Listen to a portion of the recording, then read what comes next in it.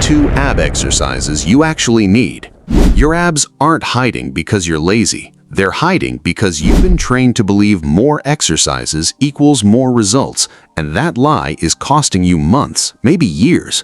By the end of this video, you'll know the exact 2 movements that build visible abs faster than any 10 exercise circuit, and the one mistake almost nobody talks about that's silently wrecking your progress right now. Stay to the end, because that mistake is probably the real reason you haven't seen changes yet. Here's what's actually happening. You walk into the gym, you load up your core day with crunches, leg raises, bicycle kicks, planks, Russian twists, maybe a few more you picked up from a random reel.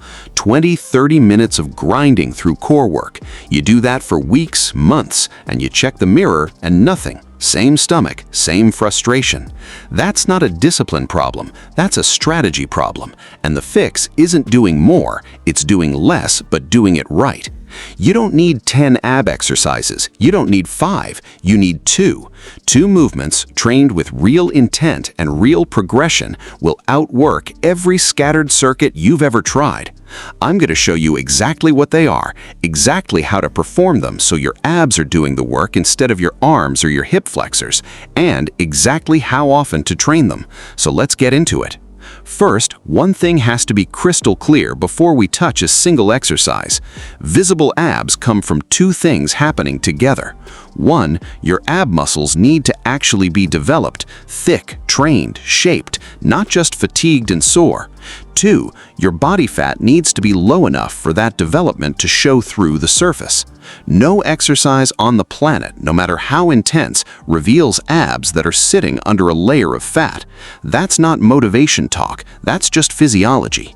So yes, your nutrition is doing half the work here.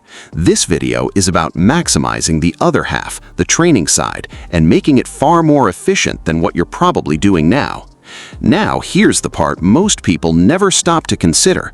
The muscle everyone's chasing when they say six-pack is the rectus abdominis, the one responsible for those visible segmented lines. Its main job is spinal flexion, curling your ribcage down toward your pelvis. That's it. That's the primary function. Yes, it stabilizes your trunk. Yes, it assists other lifts, but the growth driver is flexion. Once that clicks, you start to notice something. Most ab exercises are just the same movement pattern wearing a different costume. Crunches, sit-ups, leg raises, bicycle kicks, different angles, same basic action, which is exactly why doing 8 variations of it is a waste of your session. So what actually moves the needle? 2 movements, one that trains flexion properly and one that trains the deep core in a way flexion never touches. Exercise 1, the cable crunch. Before you tune out because you've done these before, stop. Most people are getting a fraction of what this exercise can give them because almost nobody performs it correctly. The reason it's so effective is constant tension. A floor crunch loses tension the second you're stretched out at the bottom. Your abs go slack. The resistance disappears exactly where you need it most. A cable never lets go. Top, bottom, the whole range, your abs stay under load, and that continuous mechanical tension is the exact stimulus that drives hypertrophy. Setup, high cable pulley, rope attachment, kneel about 2 feet back from the stack. Hands beside your temples, not pulling from out in front, not locked behind your neck. Keep them pinned there for the whole set. Here's where it falls apart for most people. They turn it into a lat and tricep exercise, yanking the rope down with their arms and shoulders while their abs do almost nothing. Your arms are just hooks. The movement comes from your spine curling, ribcage driving toward your pelvis, like you're trying to bring your elbows to your thighs. Hold the bottom for a full second. Actually squeeze, then control the return and let your abs fully lengthen at the top before the next rep. No bouncing, no rushing, every rep earns its place. Exercise 2, the ab wheel rollout. This one gets ignored because it doesn't look impressive on camera, but it's brutal in the best way. Where the cable crunch shortens your abs, the rollout forces them to resist lengthening. Your body wants to collapse forward, your lower back wants to arch, and your entire anterior core has to fight to keep that from happening. Rectus abdominis, transversus abdominis, obliques, all switched on, all under tension at the same time. And there's a bonus most people don't know.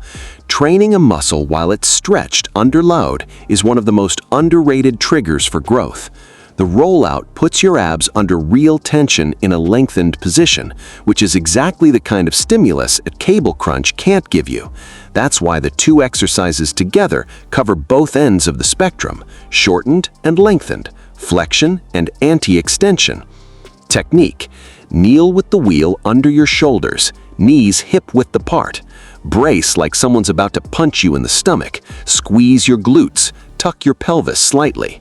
Skip that, and your lower back arches the second you roll forward, dumping the tension into your spine and hip flexors instead of your abs. Roll forward slowly, neutral spine the whole way, only as far as you can control. A short range is fine when you're starting out. There's no prize for collapsing. Pause at full extension, then pull back in by driving through your abs, not your arms. 5 reps a set to start, 3 to 4 sets, prioritizing form over distance.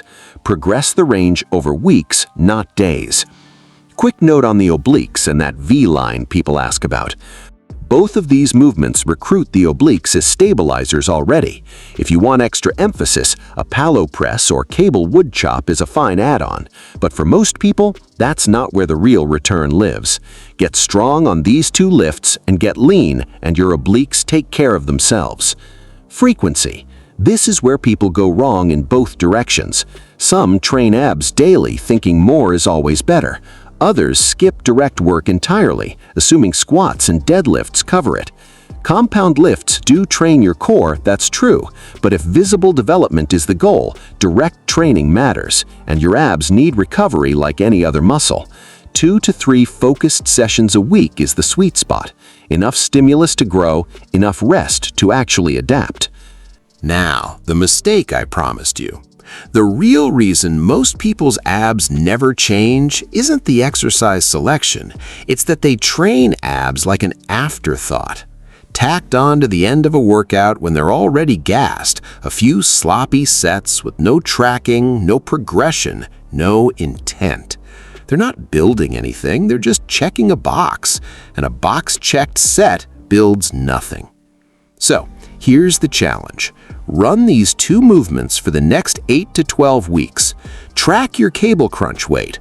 Track your rollout range and reps. Push both, session after session. Then look in the mirror and tell me nothing changed.